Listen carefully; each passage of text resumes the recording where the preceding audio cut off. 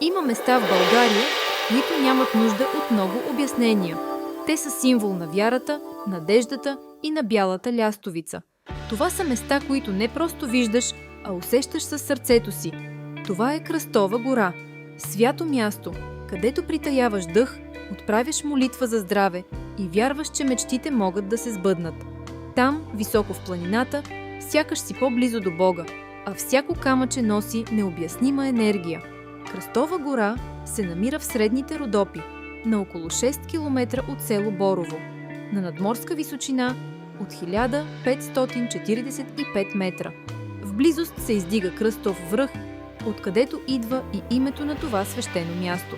Вероятно и ти си чувал много истории за Кръстова гора, но преди да я посетиш, може би се питаш дали хората не преувеличават в разказите си и във възхищението си от това място.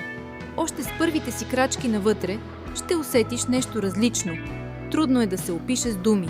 Ако си бил уморен от пътя, напрегнат от ежедневните грижи или просто разсеян от мислите си, тук постепенно те обхваща чувство на спокойствие и смирение.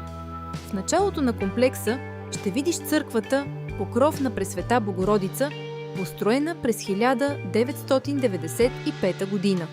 Вляво от нея започва алея, която води към големия метален кръст, дар от цар Борис III през 1936 година. От двете страни на алеята са разположени параклиси, посветени на 12-те апостоли. В близост до църквата се намира и свещено аязмо, за което се вярва, че има лековита сила. Кръстова гора привлича хиляди вярващи от цялата страна заради преданието, че именно тук е заровена частица от Христовия кръст. Когато се озовеш на това свято място, ще чуеш множество легенди, които се предават от поколение на поколение. Всички те са свързани с Христовия кръст, с силата на вярата и с чудесата на изцелението, за които хората разказват и до днес. Докато си в района, можеш да посетиш още две от най-мистичните и енергийно заредени места в Родопите – Караджов камък и Белинташ. Караджов камък е на около час и половина пеша от Кръстова гора.